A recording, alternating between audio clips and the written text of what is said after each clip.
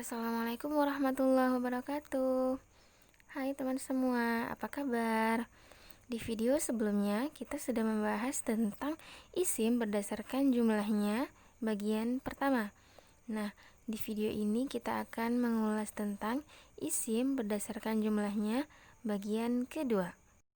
Nah, apa sih yang dimaksud dengan isim jamak itu? Jika di bagian pertama kita membahas tentang isim mufrad dan isim tatniyah, maka di bagian kedua ini kita akan membicarakan tentang isim jamak. Baik, kita mulai saja ya pembahasannya. Sebagaimana disampaikan sebelumnya, bahwa isim berdasarkan jumlahnya ada 3 macam, yakni isim mufrad, isim tatniyah, dan isim jamak. Kalau isim mufrad bermakna tunggal, isim tatniyah bermakna ganda. Nah, isim jamak adalah isim yang bermakna banyak atau lebih dari 2. Al-jam'u atau isim jamak adalah isim yang menunjukkan arti banyak atau jumlahnya lebih dari 2. Seperti kata al-mu'minuna yang artinya orang-orang beriman laki-laki, dan al-mu'minatu yang artinya orang-orang beriman perempuan. Kedua kata tersebut bermakna lebih dari 2 orang. Isim jamak terdiri dari 3 macam, yakni jamak mudzakkar salim, jamak muannats salim, dan jamak taksir. Mari kita bahas satu persatu. Yang pertama adalah isim jamak mudzakkar salim. Jamak mudzakkar salim adalah isim jamak yang menunjukkan arti laki-laki, jumlahnya banyak atau lebih dari 2, dan beraturan. Yang dimaksud beraturan adalah ia memiliki ciri-ciri khusus yang dapat dijadikan acuan. Ciri yang dimaksud adalah yang pertama, diakhiri huruf wawu nun pada saat berposisi rofa. Atau yang kedua, ia diakhiri huruf ya nun pada saat berposisi i'rab, nasab, dan jer. Perhatikan contoh berikut. Pada kalimat aflahal mu'minuna yang artinya orang-orang mukmin telah beruntung. Pada kalimat tersebut, kata al-mu'minuna adalah sebagai fa'il dari lafaz aflaha. Fa'il hukumnya harus dibaca rafa. Oleh karena itu, tandanya adalah wawun nun di akhirnya. Perhatikan contoh yang kedua berikut. Pada kalimat radhiyallahul mu'minina yang artinya Allah telah meridhai orang-orang mukmin, kata al-mu'minina berkedudukan sebagai maf'ul bih dari lafaz radhiyah, sehingga ia wajib dibaca nasab. Oleh karenanya, tandanya adalah ya nun di akhirnya. Contoh ketiga.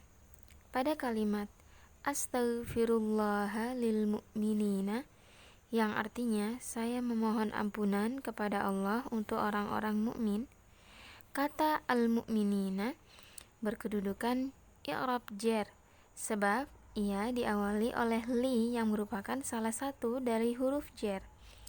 Oleh karenanya, ia harus memiliki tanda ya nun di akhirnya dan dibaca al-mu'minina bukan al-mu'minuna. Perlu diingat bahwa suatu isim dapat digolongkan sebagai jamak mudzakkar salim apabila memenuhi 2 syarat sebagai berikut. Yang pertama adalah mudzakkar, yakni maknanya menunjukkan laki-laki. Yang kedua adalah berakal atau aqil, yang artinya ia bermakna yang ditujukan untuk manusia, bukan benda-benda selain manusia. Isim yang diakhiri dengan wawu nun dan ya nun mirip dengan jamak mudzakkar salim, tetapi tidak memenuhi syarat-syarat tadi, maka ia disebut dengan al-mulhaq bi jam'il mudzakkaris salim atau yang diserupakan dengan jamak mudzakkar salim. Seperti pada contoh Hadara ishruna rajulan. Kata ishruna yang artinya 20 bukan jamak mudzakkar salim walau di akhirnya ada wawu dan nun. Ia tidak memenuhi kedua syarat mudzakkar dan berakal, maka ia disebut dengan al-mulhaq bijam'il mudzakkaris salim.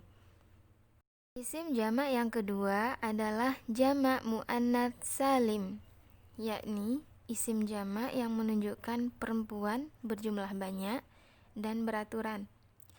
Dikatakan beraturan karena ia juga memiliki ciri-ciri tertentu yang dapat dijadikan acuan.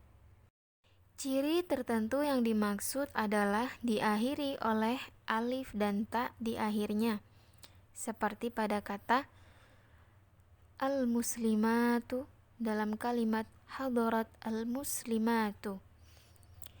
Dalam kata al-muslimatu terdapat akhiran alif dan ta yang menandakan ia termasuk jamak muannats salim, yang berarti perempuan berjumlah lebih dari 2.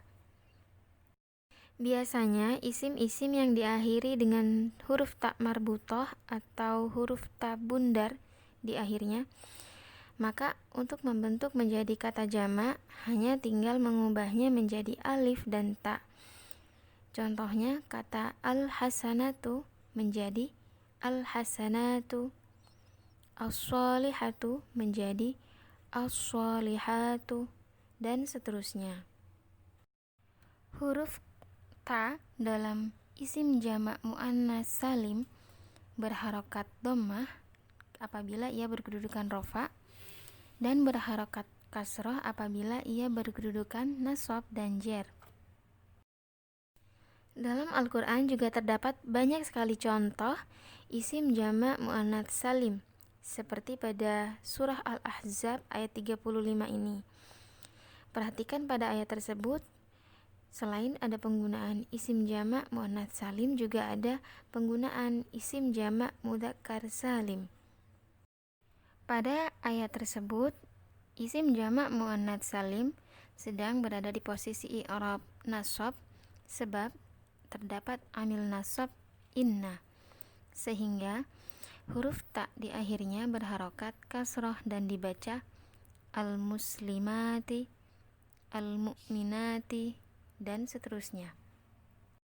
Isim jamak yang ketiga adalah jamak taksir atau isim jamak yang tidak beraturan, seperti pada contoh kata rajulun yang artinya orang laki-laki. Bentuk jamaknya adalah rijalun. Kata kitabun yang artinya buku, bentuk jamaknya adalah kutubun. Kemudian kata qalamun yang artinya pena, bentuk jamaknya adalah aqlamun. Ainun yang artinya mata, bentuk jamaknya adalah uyunun.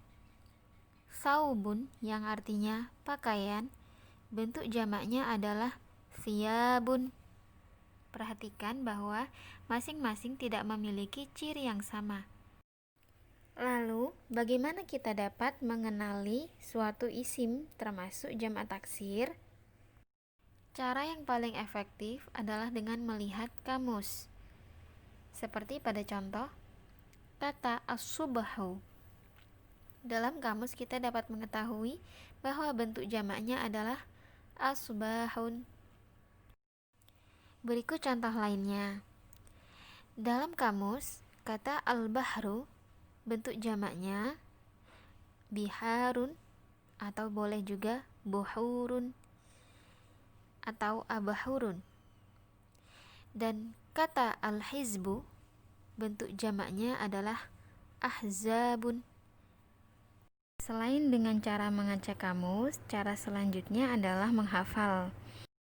Kedua cara tersebut dinilai paling efektif sebab isim jamak taksir sifatnya adalah simai dan tidak bisa dikira-kira sendiri kecuali dengan mengecek langsung di kamus atau dengan menghafal dari sumber yang valid.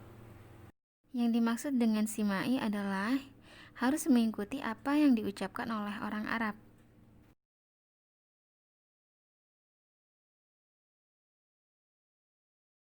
Demikian tadi pembahasan tentang isim jamak. Apabila ada hal-hal yang belum jelas, silakan utarakan di kolom komentar di bawah ini.